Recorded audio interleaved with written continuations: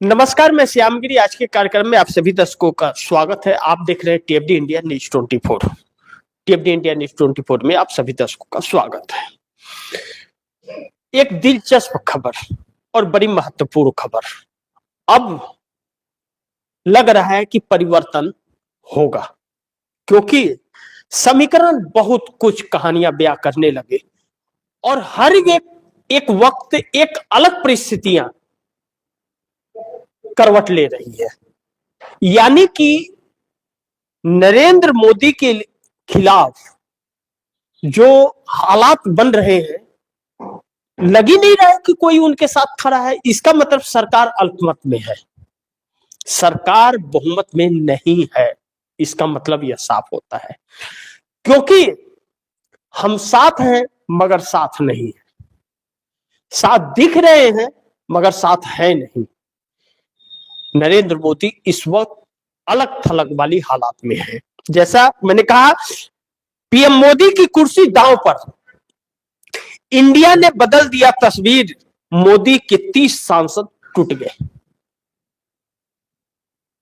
यानी कि 30 सांसद टूटने का मतलब है कि इंडिया गठबंधन के पास 272 73 का आंकड़ा हो जाता है नीतीश कुमार के बगैर। अगर नीतीश कुमार के बगैर इंडिया गठबंधन के पास 273 है, तो इसका मतलब नरेंद्र मोदी के पास बहुमत नहीं है, और नरेंद्र मोदी के पास बहुमत है तो इसका मतलब इंडिया गठबंधन के पास नहीं है। लेकिन 273 का आंकड़ा इंडिया गठबंधन के पास, यानी कि 243 इंडिया गठबंधन का है, 30 और उसके साथ नजर आ रहे हैं। अगर यह 30 नजर आ रहे हैं तो 273 का आंकड़ा होता है, और 273 का मतलब कि नरेंद्र मोदी के साथ बहुमत का आंकड़ा नहीं है। यानी कि अविश्वास प्रस्ताव पर गिर जाएगी मोदी सरकार। अब देखना बड़ी महत्वपूर्ण होगा, यह वक्त बताएगा। लेकिन रामलीला मैदान के अंदर तो गर्माहट बहुत तेज है। हालांकि 1 बजे आप दर्शकों को दिखाऊंगा, भी लाइव भी दिखाऊंगा, आप दर्शकों को चौंक जाएंगे उन परिस्थितियों को देख करके। राहुल गांधी की दहाड़ मोदी के लिए मुश्किलें पैदा करने वाली है। पीएम मोदी की कुर्सी दांव पर लग गई, चारों तरफ से घिर गई, अपने भी पराये हो गए, साथी भी साथ छोड़ रहे हैं, और विपक्ष तो व्यवस्था बदलने के लिए हर वह हथकंडा अपनाने को तैयार है। आप रामलीला मैदान का दृश्य देख करके सरकार की नींव हिल गई है। देश के कोने कोने से लोग, 5 करोड़ लोगों के हस्ताक्षर और राष्ट्रपति को ज्ञापन, भाजपा ने सपने में नहीं सोचा था, न तो भाजपा यह कार्य कर पाएगी। अब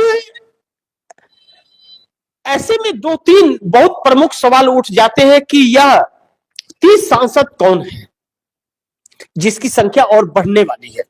मैं नीतीश कुमार की बिल्कुल बात नहीं यहां पर कर रहा हूं। नीतीश कुमार के 12 सांसदों को एक बार आप छोड़ दीजिए, उसके अलग के समीकरण पर चर्चा कीजिए जो इंडिया गठबंधन के साथ नजर आ रहे, विद प्रूफ मैं आप दर्शकों को बताने जा रहा हूं। पहला, चंद्रबाबू नायडू की नजदीकी बहुत ज्यादा कांग्रेस से हो गई है और नरेंद्र मोदी से बहुत काफी दूर चले गए हैं। पहला चीज। पवन कल्याण के 18, 2 जयंत चौधरी के नीतीश कुमार के अखिलेश यादव के बिल्कुल नजदीक पहुंच गए हैं, जो समीकरण के साथ अखिलेश यादव के साथ आकर के खड़े हो जाएंगे, यानी कि इंडिया गठबंधन के साथ। एकनाथ शिंदे बिल्कुल ही अब भारतीय जनता पार्टी से नाखुश हो गए हैं। अब तब वाली परिस्थिति एकनाथ शिंदे के साथ महाराष्ट्र में आकर के खड़ी हो गई है। लेकिन उसके बाद 3 निर्दलीय, अब यह संख्या 30 की हो जाती है। लेकिन निर्दलीय में और भी तो हैं, वह भी आएंगे साथ, क्योंकि वह न एनडीए का हिस्सा है न इंडिया का हिस्सा है, वह विपक्ष में बैठते हैं, यानी कि वह सरकार के साथ नहीं। लेकिन 30 ही मान के चलिए जिसकी गणना की जा रही है। अब ऐसे में 243 सीटें इंडिया गठबंधन के पास है और 30 को ही मान ले तो 30 273 का आंकड़ा हो जाता है। अनुप्रिया पटेल किसी भी कीमत पर वह अखिलेश यादव के साथ ही रहेंगे, यानी कि 274 का आंकड़ा हो गया। अब 274 के बाद नीतीश कुमार क्या हर कीर्तन करेंगे? नीतीश कुमार के कहे जा रहे हैं कि 3 सांसद नरेंद्र मोदी के साथ हैं, ललन सिंह के साथ 2 सांसद और हैं जो नरेंद्र मोदी के साथ हैं, यानी कि 9 सांसद उनके नीतीश कुमार के साथ हैं अगर टूटने की परिस्थिति आई। और अगर 30 सांसद अगर दूर होते हैं और 9 सांसद नीतीश कुमार के साथ होते हैं तो 3 क्या हर कीर्तन करेंगे मोदी के साथ? तब तो वह भी 3 भी जाएंगे।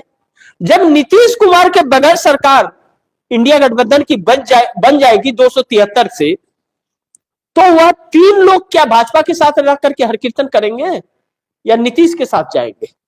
ऐसे में नीतीश कुमार अपनी पार्टी को सुरक्षित कर ले रहे हैं और वह 12 सांसद इंडिया गठबंधन के साथ मिलने की संभावनाएं हो जा रही है। तो ऐसे में 43 यानी कि 286 का आंकड़ा पहुंच जाता है। अब 286 अगर इंडिया गठबंधन के पास हो जाएंगे तो नरेंद्र मोदी तो प्रधानमंत्री नहीं रहेंगे, तो नरेंद्र मोदी की कुर्सी अब दांव पर लग गई है। इंडिया ने तस्वीर तो बदल दिया है, तस्वीर बदल दिया है इंडिया गठबंधन ने, इस बात में से कोई इंकार नहीं कर सकता। और 30 सांसद टूट करके अब किसी भी वक्त इंडिया गठबंधन का दामन थाम सकते हैं, जिसमें चंद्रबाबू नायडू और एकनाथ शिंदे बहुत तेजी से आगे बढ़ रहे हैं। चंद्रबाबू नायडू कांग्रेस के तरफ और एकनाथ शिंदे शरद पवार के साथ। ऐसे में मोदी के लिए मुश्किलें और पहाड़ तोड़ने लगी हैं। अब ऐसे में 3 बड़ी अहम सवाल हैं जिस पर हम लोग चर्चा करेंगे। पहला, मोदी को झटके पर झटका, 30 सांसदों ने बेचैन कर दिया, एनडीए सरकार के पास बहुमत नहीं। और दूसरा, इंडिया गठबंधन एक साथ हमलावर, मोदी मुश्किल में। और तीसरा, सरकार कभी भी गिर सकती है, इंडिया गठबंधन पूरी तैयारी में, बीजेपी के सांसद राहुल के संपर्क में। यह तो अनहोनी हो गया, लेकिन अनहोनी नहीं, यह बहुत पहले से यह चीज चल रहा था। राहुल गांधी कई बार यह बात कह चुके कि भारतीय जनता पार्टी के सांसद हमारे संपर्क में है, आधिकारिक तौर पर रैलियों में, पार्लियामेंट के बाहर वह कह चुके हैं कि भाजपा के सांसद हमारे संपर्क में है लगातार, जो हमारे साथ आना चाहते हैं, जो मोदी की नीतियों से खुश नहीं है। तो शुरुआत नंबर 1 से कर ले कि मोदी को झटके पर झटका, 30 सांसदों ने बेचैन कर दिया, एनडीए सरकार के पास बहुमत नहीं है क्या? झटके पर झटका से आप देख लीजिए कि आरएसएस इनके साथ नहीं है। आरएसएस क्या बयान दिया मोहन भागवत ने, भाजपा क्या कर रही नहीं कर रही हमको उससे कोई मतलब नहीं है, वो जो करना है वो करे। पहला झटका। दूसरा, अयासी का वीडियो आना, जो आज तक का सबसे बड़ा दाग लग गया मोदी के ऊपर, जिसका कोई जवाब नहीं मिल रहा है, छवि गिर रही, जो बची खुची है वो अभी जा रही है, पूरे सरकार पर सवाल खड़ा हो रहा है। अमित शाह का पार्लियामेंट में गाली देना और विपक्ष का हमलावर हो जाना, वंदे मातरम पर आरएसएस को घेर देना और एसआईआर पर सरकार बैकफुट पर आ जाना, प्रदूषण पर चर्चा में भी वह बैकफुट पर आ गई। चंद्रबाबू नायडू लगातार दूरी बना रहे हैं, डिनर पार्टी में नहीं आए, सांसदों की बैठक में नहीं आए, नीतीश कुमार ने आने से इंकार कर दिया, एकनाथ शिंदे शरद पवार के पास पहुंच गए। कई झटके एक साथ लग गए। दूसरा, 30 सांसद जो बेचैन किए हुए, इसीलिए नरेंद्र मोदी बार बार बैठक बुला रहे थे। डिनर पार्टी हजारों करोड़ों रुपए खर्चा करके दे दिया, पीएमओ में बैठक बुला लिया, अंत में विदेश भाग गए, 13 तारीख को विदेश चले गए।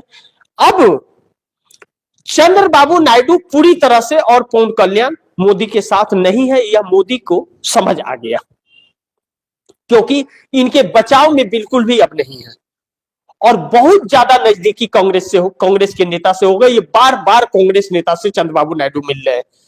18 सांसद। उत्तर प्रदेश के हालात को देखते हुए जयंत चौधरी लगातार अखिलेश यादव के संपर्क में बने हुए हैं। अनुप्रिया पटेल लगातार संपर्क में बनी हुई है। तो दो जयंत चौधरी की मान लीजिए, अनुप्रिया पटेल की अभी छोड़ देते हैं, बाद में कर लेंगे, लेकिन अनुप्रिया पटेल, अखिलेश यादव की जरूरत उन्हें विधानसभा चुनाव में है। तीसरा, एकनाथ शिंदे। बहुत ज्यादा खटास भारतीय जनता पार्टी के साथ आ गई है। लगातार शरद पवार से मुलाकात और बातचीत उनकी जारी है। एकनाथ शिंदे अब बिल्कुल किसी भी कीमत पर घर वापसी कर ले या एनडीए गठबंधन का दामन छोड़ दे, इसके लिए एकदम बिल्कुल अग्रसित हो गए हैं। और 3 निर्दलीय कांग्रेस के संपर्क में, यानी कि 30 और एक अनुप्रिया पटेल को लेकर के 31। इसमें इंडिया गठबंधन की और राहुल गांधी की यह मेहनत है। अब ऐसे में 243 इंडिया गठबंधन के पास है और 30 सांसद अगर है तो 273 और एक अनुप्रिया पटेल 274 हो जाता है। बहुमत का आंकड़ा 272 का है 543 सांसदों के लोकसभा में। यानी कि एनडीए सरकार के पास बहुमत का आंकड़ा नहीं है। यानी कि नीतीश कुमार अगर अब तक वाली परिस्थिति में भी रहे तो नीतीश कुमार के बगैर भी इंडिया गठबंधन सरकार बनाने के हालात में आ पहुंचा है।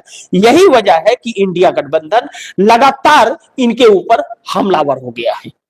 अब देखना यह महत्वपूर्ण है कि इंडिया गठबंधन आगे क्या होता है। लेकिन दूसरा, इंडिया गठबंधन एक साथ हमलावर, मोदी मुश्किल में।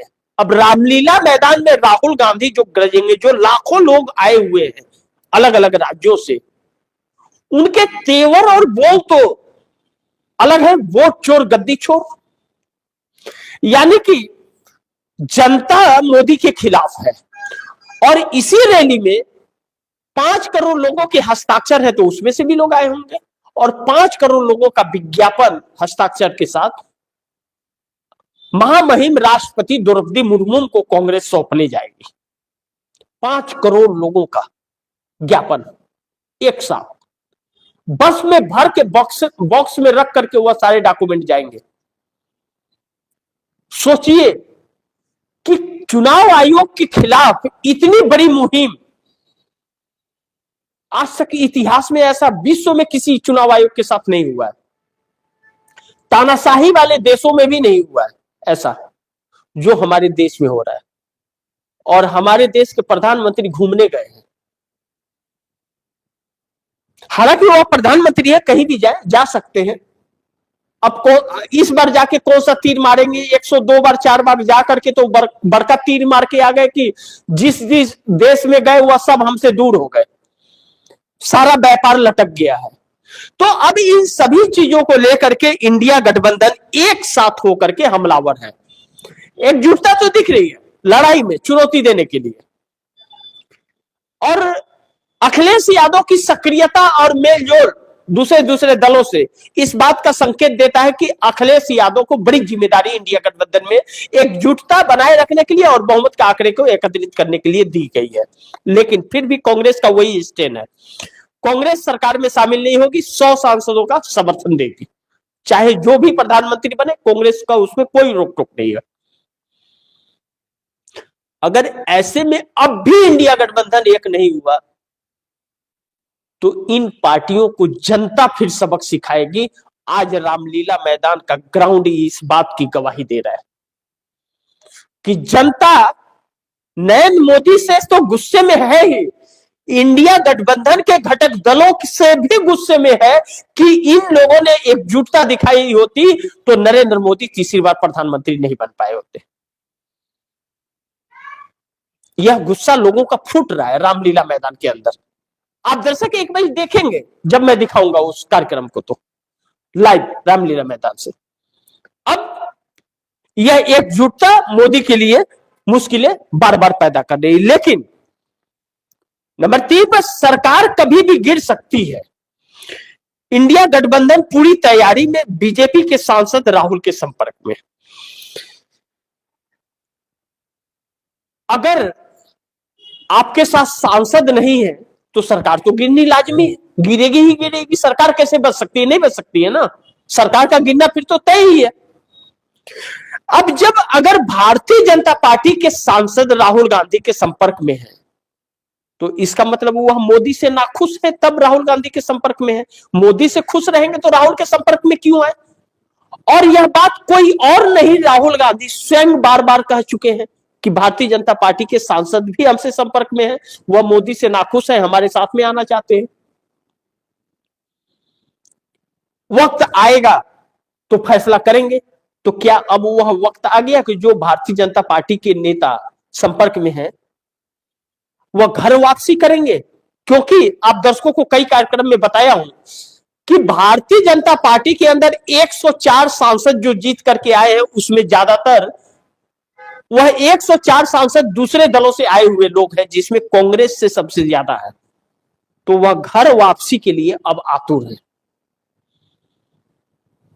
गए थे, चाहे जिन भी हालातों में गए हो, ईडी सीबीआई इनकम टैक्स डंडे की वजह से गए हो, लेकिन वह घर वापसी के लिए आतुर है। तो इसका मतलब भाजपा में सब कुछ ठीक ठाक नहीं है। भाजपा में बगावत मोदी का है ही, इस बात से इंकार ही नहीं किया जा सकता, नहीं तो अंदर की बातें बाहर ही नहीं आती। आरएसएस साथ है नहीं तो मोदी की सरकार बचेगी कैसे जब सहयोगी आपके साथ नहीं है, आपके लोग आपके साथ नहीं है, आप अपनी संसदीय दल की बैठक बुला नहीं पा रहे हो, बुलाए नहीं हो, बुलाने की हिम्मत नहीं जुटा पा रहे हो, तो आप एनडीए के नेता हो, एनडीए वाले आपको छोड़ करके जा रहे हैं। तभी तो इंडिया गठबंधन के पास 273-74 का आंकड़े पूरे हो रहे हैं। तो इसका मतलब आप अल्पमत में आ गए हैं, बहुमत साबित होगा तो आपकी सरकार गिर जाएगी। तो अब ऐसे में इंडिया गठबंधन पूरी तैयारी में है। उसी का एक नजारा रामलीला मैदान थी। रामलीला मैदान की हुंकार इस देश में एक बहुत बड़े आंदोलन को आगाज देने जा रही है, जो इस सरकार को उखाड़ फेंकेगी। मैं अन्ना हजारे की बात नहीं कर रहा हूं। अन्ना हजारे कह रहे कि महाराष्ट्र सरकार अगर लोकपाल को अगर वो नहीं की तो मैं 2026 में 30 जनवरी से अनशन पर बैठूंगा। उनका लोकपाल उनके गर्दन में टंगा हुआ है, आज तक नजर नहीं आए थे। देश इस हालात में पहुंच गया, बाकी चीज उन्हें नहीं दिखाई दे रहा। किसान 750 आत्महत्या कर लिए 13 महीने के किसान आंदोलन में, उन्हें दिखाई नहीं दिया। तो बिकाऊ माल है, पहले बिके तो मोदी जी आए, अब दूसरे बार में पता नहीं क्या खेल है और क्या साजिश है, वो तो ऊपर वाला ही जाने। लेकिन उन्हें अब कोई पूछता नहीं, यह बात सत्य है। एक मोहरा थे हुआ, वह मोहरा पिट गया है। अब तो देश आग बबूला है। देखना यह महत्वपूर्ण होगा कि यह लड़ाई किस हद तक जाती है, लेकिन रामलीला मैदान का ग्राउंड कुछ और कहानियां बयां कर रहा है। रामलीला मैदान का ग्राउंड यह कह रहा है कि इस सरकार को उखाड़ फेंकने के लिए देश एकजुट हो रहा है।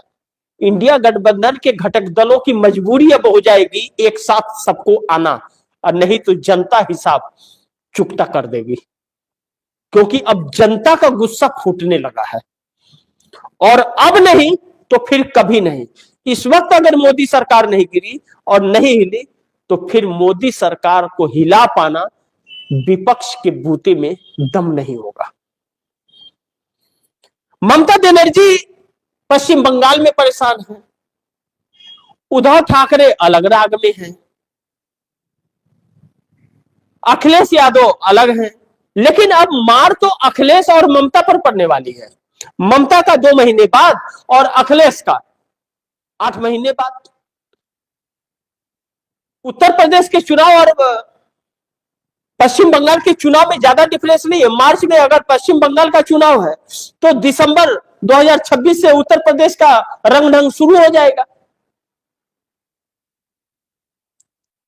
तो फिर ऐसे में कैसे बचेगी सरकार और कैसे बनेगी सरकार?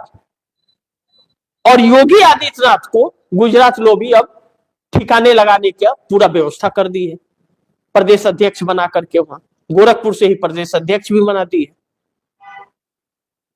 अब ऐसे को बनाई है कि जिसका योगी आदित्यनाथ के साथ पटता ही नहीं है, तो अभी उत्तर प्रदेश में भी भाजपा को चुनौती मिलेगी और वह चुनौती योगी आदित्यनाथ से ही मिलेगी भाजपा को, मोदी को। जो 2024 लोकसभा चुनाव में जो हाल हुआ, कहीं उससे बुरा हाल विधानसभा में न हो जाए। तो आने वाला वक्त बड़ी महत्वपूर्ण है और सरकार मोदी की दांव पर लग गई है। सरकार बचेगी या नहीं बचेगी यह बात की बात है, लेकिन इंडिया गठबंधन तस्वीर बदल रहा है और मोदी के 30 सांसद टूटते हुए नजर आ रहे हैं। आगे देखते हैं क्या होता है, जो भी होगा खबरें आप दर्शकों तक लाते रहूंगा। लेकिन आप दर्शक इस खबर को ज्यादा से ज्यादा शेयर कीजिए, अपने दोस्तों को भी कहिए आगे शेयर करें। आपने अगर चैनल को सब्सक्राइब नहीं किया, सब्सक्राइब कर लीजिए, अपने दोस्तों को भी कहिएगा चैनल को सब्सक्राइब करें।